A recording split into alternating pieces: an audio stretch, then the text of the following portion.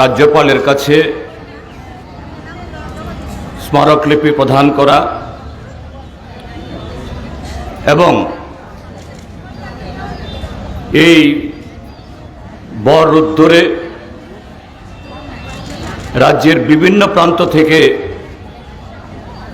এই ত্রিপুরাজ্যের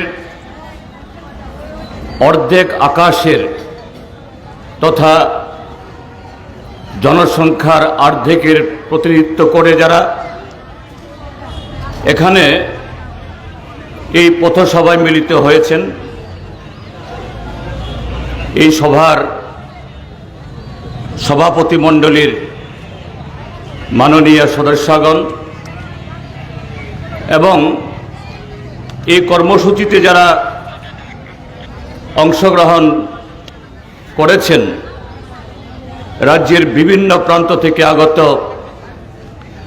সংগ্রামী মায়েরা, বোনেরা এবং তাদের সহযোগী সমস্ত বন্ধুদের আমি আমাদের ত্রিপুরাজ্যের গণতান্ত্রিক আন্দোলনের তরফ থেকে এবং আমার ব্যক্তিগত তরফ থেকেও হার্দিক শুভেচ্ছা এবং অভিনন্দন আমি জ্ঞাপন করছি।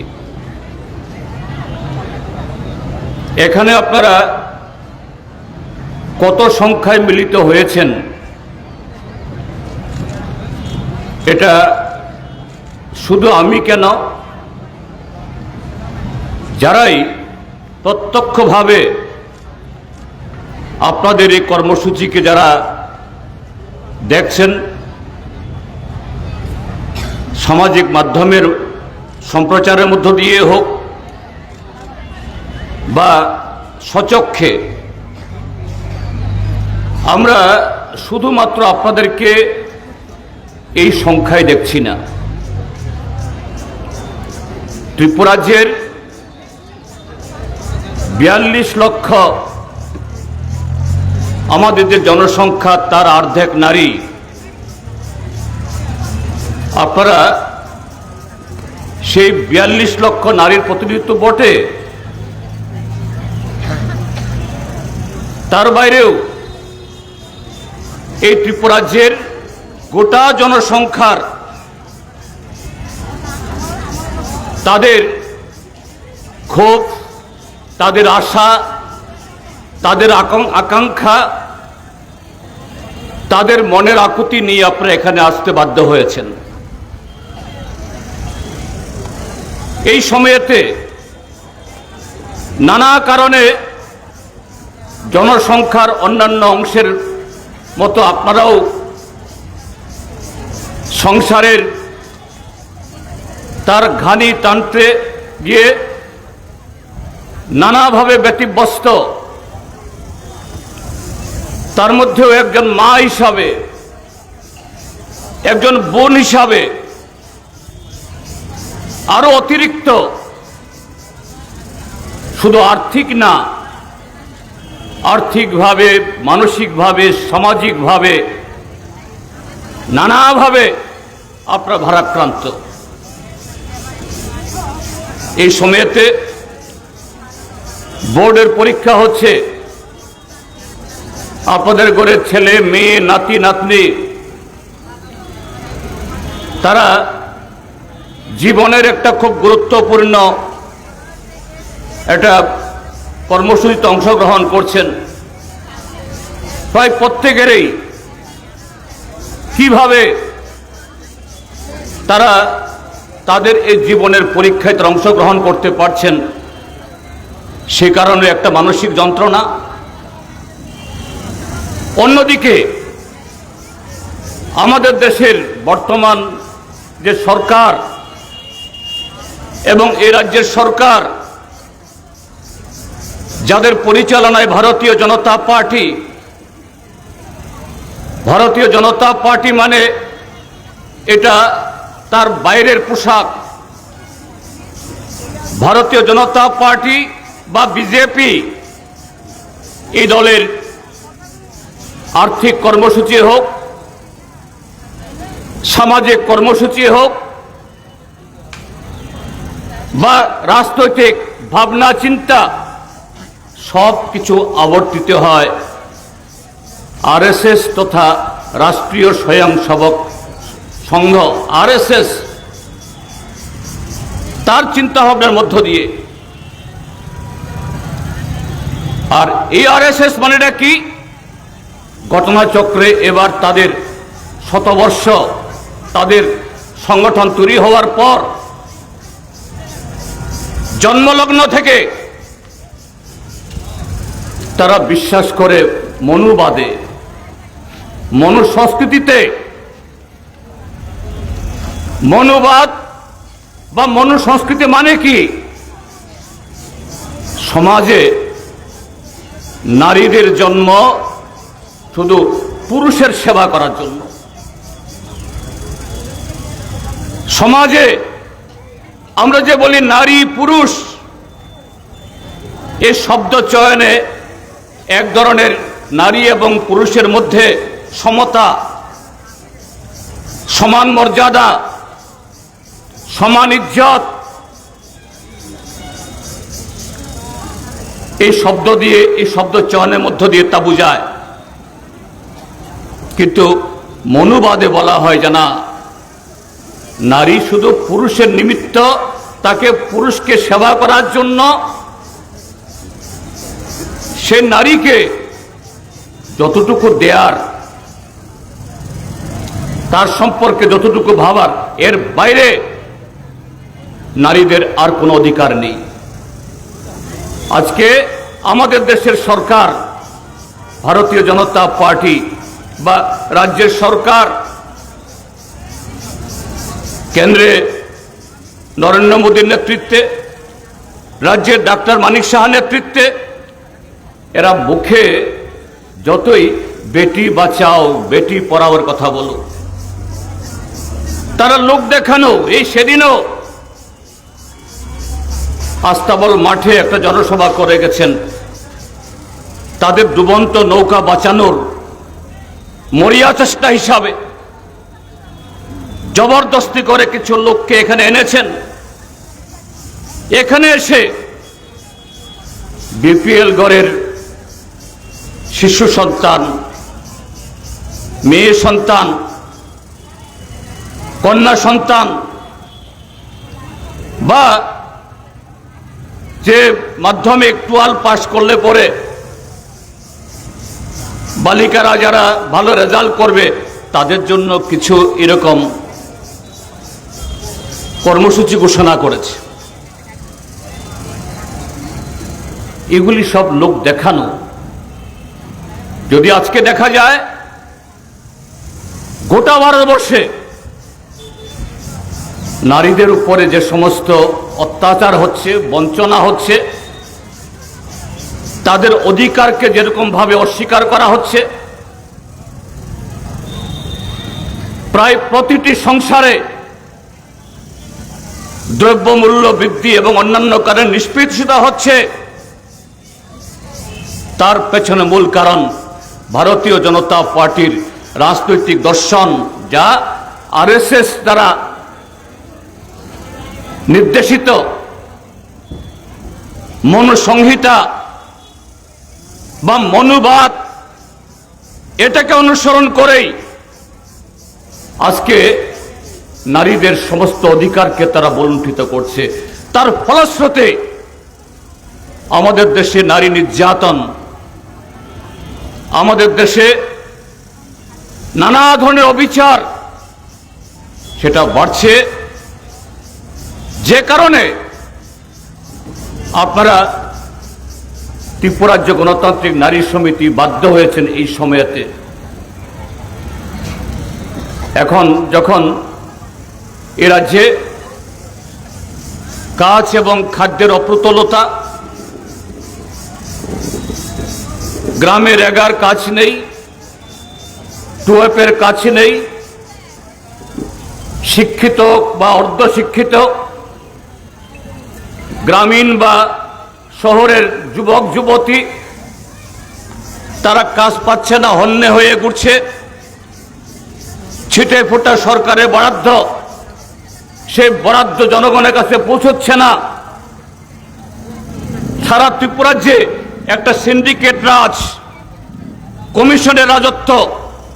আজকে গত 7 বছর ধরে লাগাতার এই ত্রিপুরাজ্যকে দুর্নীতির একটা স্বর্গরাজ্যে পরিণত করেছে।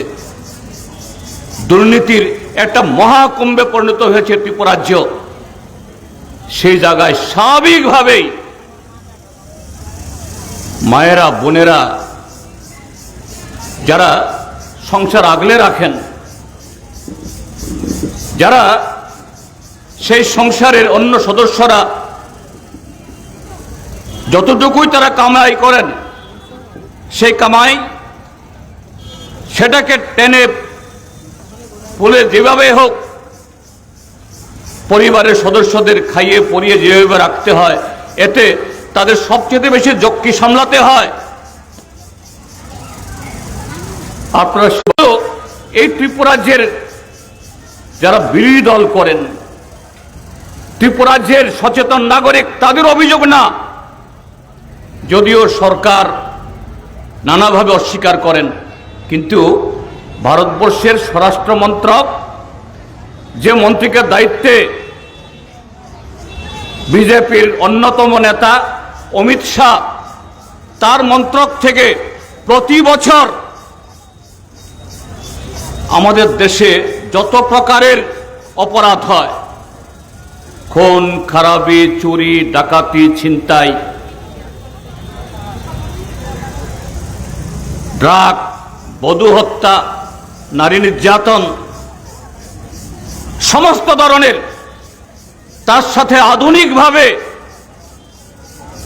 ইলেকট্রনিক অপরাধ যেগুলি হয়, যেগুলোকে বলা হয় সাইবার ক্রাইম ইত্যাদি, অন্য মানুষের অ্যাকাউন্ট থেকে টাকা হাতিয়ে নিয়ে যায়, জমি জমা সম্পত্তির কাগজপত্র জালিয়াতি করে কিছু দুষ্ট লোক, এরা সমাজকে ঠকিয়ে কোটি কোটি টাকা আহরণ করে। এই সব কিছুরই সারা বছরের সমস্ত তথ্য সংগ্রহ করে এটা প্রতিবেদন তথা রিপোর্ট বের হয়, সংক্ষেপে যার নাম NCRB, national crime report bureau. এই রিপোর্টে কি দেখা যায়, বিগত কয়েক বছর ধরে এই ছোট্ট ত্রিপুরাজ্য, যার জনসংখ্যা মাত্র 40-42 লাখ, পশ্চিমবাংলা, বিহার, উত্তরপ্রদেশ, মধ্যপ্রদেশের কোন জেলার, একটা জেলার জনসংখ্যাও নেই, যদিও আমাদের ত্রিপুরাজ্য এখানে 8টা জেলা, কিন্তু বড় রাজ্যের একটা জেলার জনসংখ্যার সমান জনসংখ্যা আমাদের নেই। ভারতবর্ষে যেমন উত্তরপ্রদেশের মতো রাজ্য আছে, 18-19-20 কোটি জনসংখ্যা, তারপরে বিহার, পশ্চিমবাংলার মতো রাজ্য আছে 10 থেকে 15 কোটি জনসংখ্যা। সে তুলনায় এই মাত্র 40-42 লক্ষের জনসংখ্যার এ রাজ্য অপরাধের তালিকায়, অপরাধের পরিসংখ্যানে প্রতি 100 জনে, প্রতি 1000 জনে এখানে যে অপরাধগুলি হয়, এবং সে অপরাধের মধ্যে বাছাই করে কয়েকটা অপরাধ।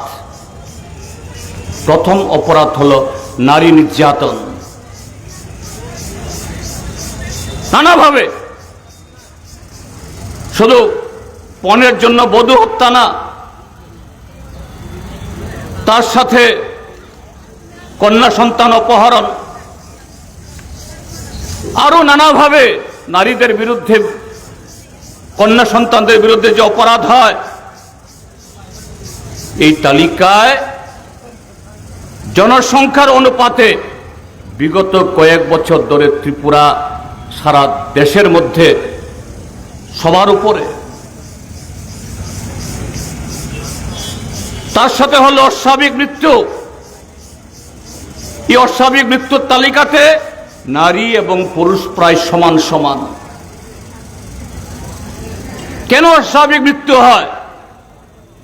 সংসারে যখন অনিশ্চয়তা, দারিদ্র্যের কারণে,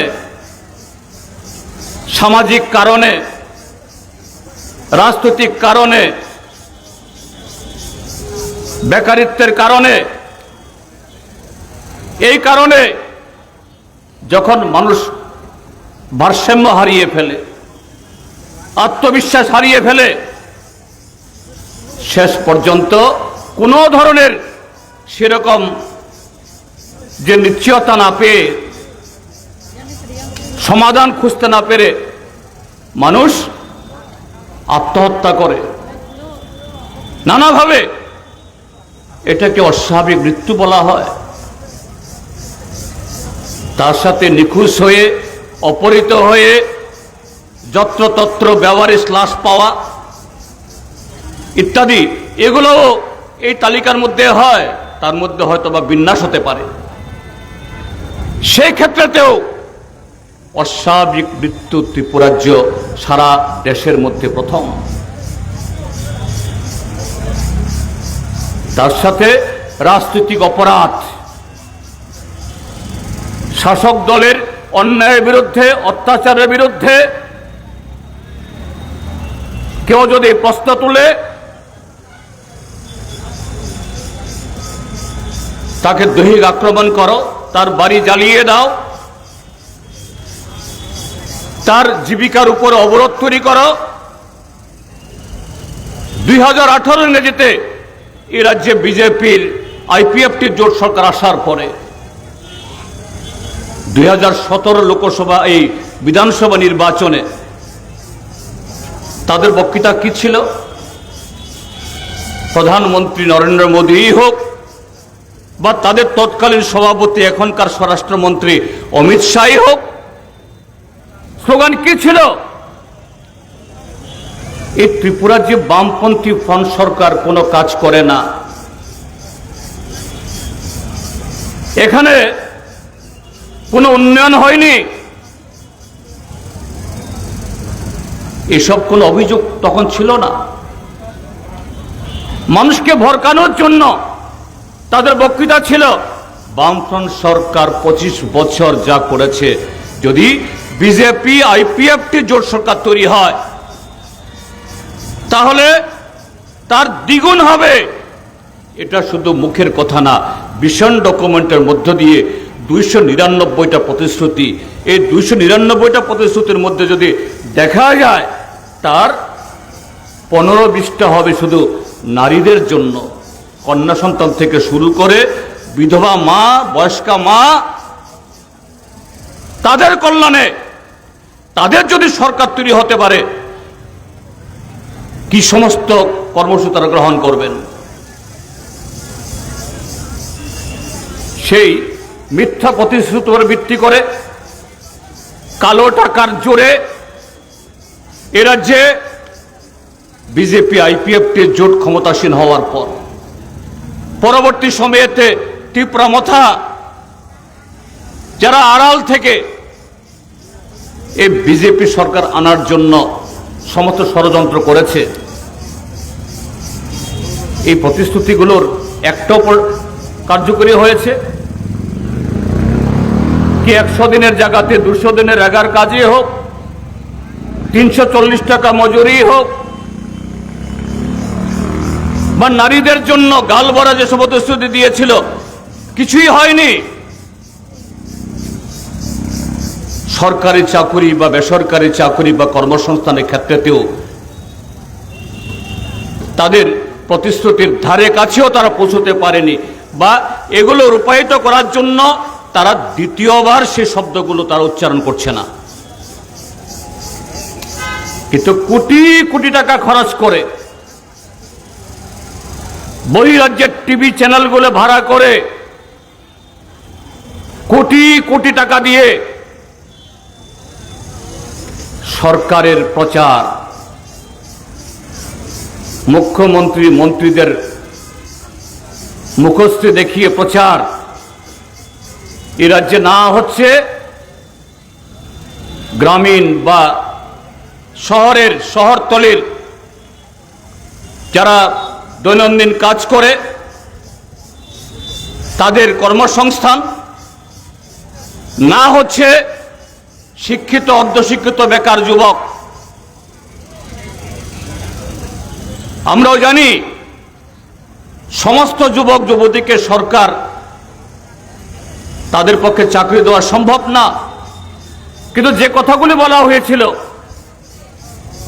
প্রথম বছরে প্রথম মন্ত্রিসভা থেকেই 50,000 চাকরির জন্য সমস্ত বন্দোবস্ত করা হবে, পরবর্তী সময়েতে 5 বছরের মধ্যে 7 লক্ষ কর্মসংস্থান হবে, 5 বছর পরে আবারও 2 বছর ত্রিপুরা রাজ্যের জনগণকে নানাভাবে ভাওতা দিয়ে ত্রিপুরা মতার হাত ধরে আবার ক্ষমতায় আসলো, 2 বছর পেরিয়েছে, তার ধারে কাছেও নেই।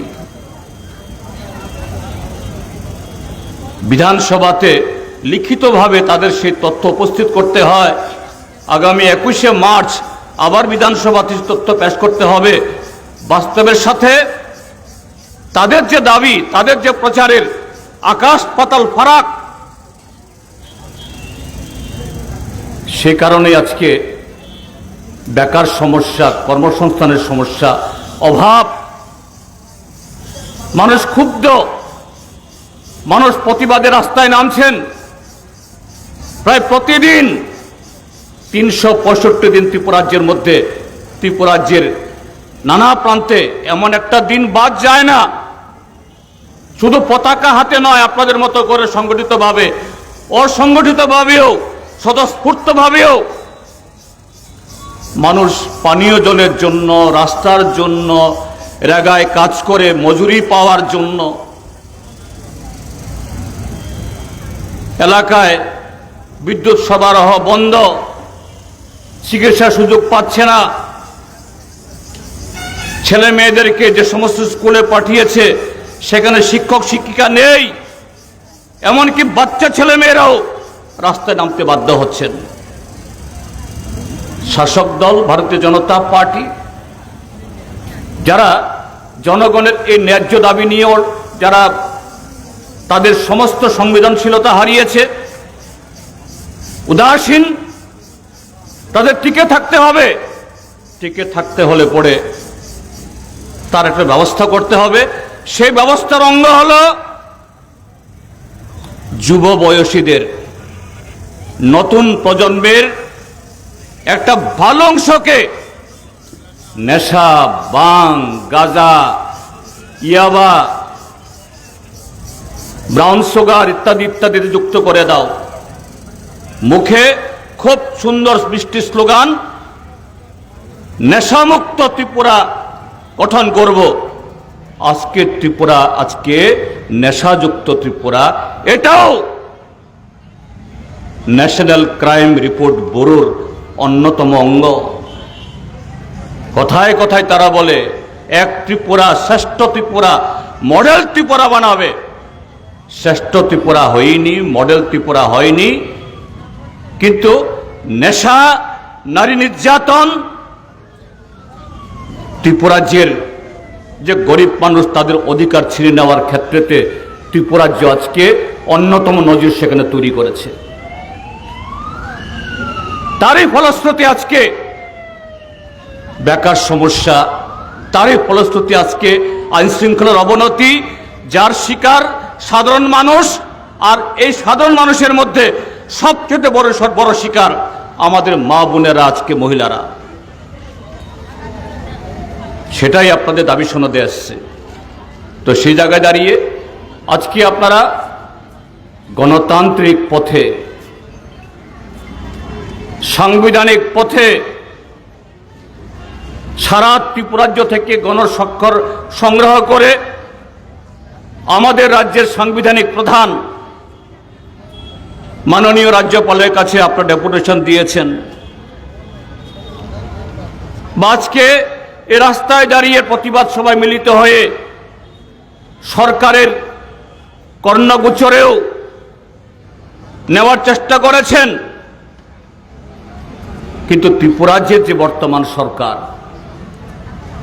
তারা শুধু আপনারা কেন, ত্রিপুরা রাজ্যে গণতান্ত্রিক মানুষের তাদের আকাঙ্ক্ষার কথা, ক্ষোভের কথা তারা শুনবেন। বিগত 7 বছর ধরে তাদের আচরণ দেখে এটা সেরকমভাবে মনে হয় না, শুনবেন না তারা।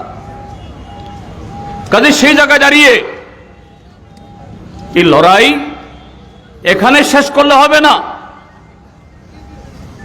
ত্রিপুরাজ্যের সব অংশের গণতান্ত্রিক মানুষের কাছে সেই বার্তা পৌঁছানোর মধ্য দিয়ে ত্রিপুরাজ্যের শোষিত, বঞ্চিত এবং সংখ্যাগরিষ্ঠ গরিব মানুষ, ট্রাইবেল, নন ট্রাইবেল সবাইকে ঐক্যবদ্ধ করে এই স্বৈরাচারী, জনবিরোধী, গরিবের শত্রু এবং নারীদের পরম শত্রু এই সরকারের বিরুদ্ধে আমাদের গণতান্ত্রিক প্রতিরোধ আরো জোরদার করতে হবে।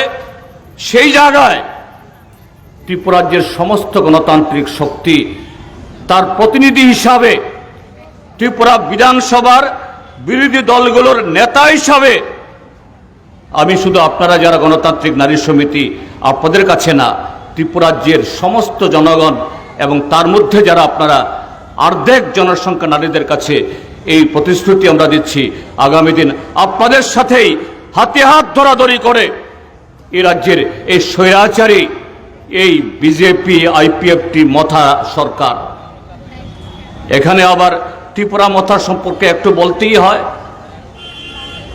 ত্রিপুরা মথার তৈরি কেন ত্রিপুরাজ্যের মধ্যে? কিছুই না, এটা নতুন আমরা দেখছি তা নয়। অতীতেও এই ত্রিপুরা মথার যারা আজকে নেতা, আমি সমর্থকদের কথা বলছি না, অনেক সাধারণ মানুষ তারা ভুলের ফাঁদে পা দিয়ে তারা কদিনের জন্য বিভ্রান্ত হন। কিন্তু আজকে যারা নেতারা, কি প্রদ্যোৎ মাণিক্য কিশোর বা এডিসিতে যারা আজকে সরকার চালাচ্ছে, তাদের পূর্বপুরুষরা কারা? অতীতে তারা ত্রিপুরা উপজাতি যুব সমিতি, আইএনপিটি ইত্যাদি ইত্যাদি বহু নামে বিভিন্ন সময়েতে তারা আবির্ভূত হয়েছিল। তখনও তাদের একটা উদ্দেশ্য ছিল বামফ্রন্ট বিরোধী, সিপিআইএম বিরোধী। বামফ্রন্ট, সিপিআইএম মানে যারা বিকল্প কর্মসূচির হাত ধরে এই স্থল বেষ্টিত ত্রিপুরা, এই ত্রিপুরাজ্য সে রাজন্য কাল থেকে একদিকে এখানকার যারা পিছিয়ে পড়া ট্রাইবেল অংশের মানুষ, এদের জীবন সংস্কৃতি একেবারে তলানিতে, তার সাথে যুক্ত হয়েছে দেশভাগের অনিবার্য ফসল হিসাবে উদ্বাস্তু আগমনের পরে উপজাতিরা যারা এসছেন, এই দুটি অংশের মানুষের সাথেই তৎকালীন সরকারগুলো নানাভাবে ছিনিমিনি খেলা খেলেছে। বামপন্থী ফ্রন্ট সরকার সমস্ত সীমাবদ্ধতা, সমস্ত ধরনের অসুবিধার মধ্যে দাঁড়িয়েও এই ত্রিপুরাজ্যকে বিকল্প কর্মসূচির মধ্য দিয়ে সাক্ষরতায়, ভূমি সংস্কারে, মানুষের অধিকার প্রতিষ্ঠায়, নানা ধরনের সামাজিক নিরাপত্তা, যা 33-34টা ভাতার মধ্য দিয়ে সারা দেশের মধ্যে এই ত্রিপুরাজ্য একটা উদাহরণ তৈরি করেছিল। নারী নির্যাতন, সাম্প্রদায়িক সংঘাত ইত্যাদি তলনিতে নিয়ে এসেছিল। কিন্তু আমাদের দেশের কায়েমি স্বার্থ, যারা বিভিন্ন রাজনৈতিক দলের নামে আমাদের দেশে বিভিন্ন সময়তে বিভিন্ন রাজ্যে অতীতে বা বর্তমানে খুব সক্রিয়, তাদেরকে সহযোগিতা করার জন্য সেই 1967, 1980, 90, 2000 শুধু রাজনৈতিক দল এরকম মুখরোচক স্লোগান দিয়ে নয়, এমনকি সশস্ত্র সন্ত্রাসবাদী তৈরি করে টিএনবি, এনএলএফটি, টাইগার ফোর্সের মতো শত শত নিরীহ মানুষ আরক্ষা কর্মী সরকারি কর্মচারীকে অপহরণ করে খুন করে বামফ্রন্ট সরকারের কর্মসূচিকে কিভাবে প্রতিহত করা যায় সে কাজ করেছিল। আজকে যারা তিপ্রামথা, যারা তিপ্রালেন, গ্রেটার তিপ্রালেন, কখনো no compromise, one last fight, ওই দিল্লি জানা হোগা, এই সমস্ত নাটক করে জনগণকে ভাগ করে, ট্রাইবেল নন ট্রাইবেলকে ভাগ করে, শ্রমজীবী অংশের মানুষকে দুর্বল করে, তাদের ঐক্য শক্তিকে খর্বিত করে তারা বিজেপি তাদের যে কর্মসূচি বিভাজনের, লুটের, আজকে ত্রিপুরা রাজ্যের মধ্যে যে লুটের শ্রেষ্ঠ রাজ্য তৈরি করেছে তারা সক্রিয়। কাজে তাদের বিরুদ্ধেও এ রাজ্যের গণতান্ত্রিক শক্তিকে আপনারা মায়েরা বোনেরা, অতীতে কুমারী মদতী রূপশ্রী সেই 1948-49 মহারাজার সেনাবাহিনীর বিরুদ্ধে রুখে দাঁড়িয়ে শহীদের মৃত্যু বরণ করে এই ত্রিপুরা রাজ্যের গণতান্ত্রিক আন্দোলনের পথ দেখিয়েছিলেন। আপনারা সেই মায়েদের, কুমারী মদতী রূপশ্রী ঘটনাচক্রে এই মাসেই তো তার শহীদান দিবস আমরা কদিন বাদে উদযাপন আমরা করব। তারই উত্তরসূরি আপনারা, সে ঐতিহ্যের অংশীদারি আপনারা, তাদের পতাকা আপনাদের হাতে। কাজে সেই পতাকাকে আরো ঊর্ধ্বে তুলে ধরে এই রাজ্য থেকে আরএসএস, বিজেপি এবং তাদের প্রতিভূ তিপ্রামথা আইপিএফটিকে ত্রিপুরা থেকে বিদায় করার জন্য সে লড়াইয়ে নামতে হবে। এই লড়াই ছাড়া আপনাদের এই দাবি পূরণ হবে না। এই লড়াই ছাড়া আপনাদের যে আজকে নিরাপত্তাহীনতা, অনিশ্চয়তা, এ থেকে আপনারা সংসারকে আলো করার, সংসারকে রক্ষা করার সে বাতাবরণ পাবে না।